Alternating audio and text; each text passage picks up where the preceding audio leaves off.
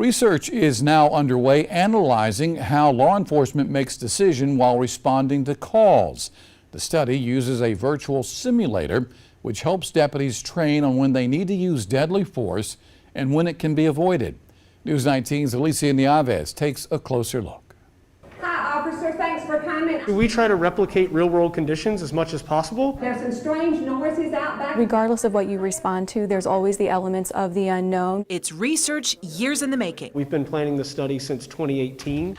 Clemson is partnering with multiple universities, including USC, to analyze officer decision-making. I'm FTO Pero with The Richland County Sheriff's Department and Columbia Police are participating in this three-phase study.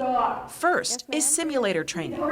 It ranges everything from traffic stops to mental health calls to all sorts of just everyday calls for service. And we code their behaviors that they go through. Do they ask closed-ended questions or open-ended questions, as well as, the use of force outcomes like drawing a gun or a taser, when they do that, how quickly they do that. Next, officers will undergo 8 weeks of online training doing more decision-making exercises. In policing, oftentimes they're practicing those skills on the job in very high-risk situations. Get off the ATVs, please. So by doing things like the simulator and the online training, we're providing them an opportunity to practice those skills in a low-risk environment where a failure doesn't hurt anybody. In the last phase, officers go through different scenarios on the simulator to see if any improvements are made after training. What you saw in those simulations are just reinforce what we already do. Summer Pero with the Richland County Sheriff's Department's training division says the academy requires deputies go through 40 hours of training every 3 years. Mental health training, criminal domestic violence, driving and shooting are required. For Richland County deputies, Pero says they do quarterly training,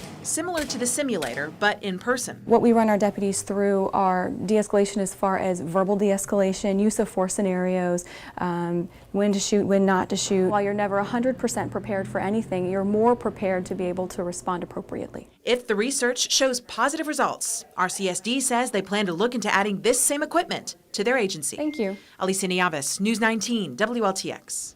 And earlier this month, the Anderson County Sheriff's Department said they're in the market for a similar training simulator. The agency says the machine gives instant feedback on a number of different deadly force situations and has a variety of virtual firearms.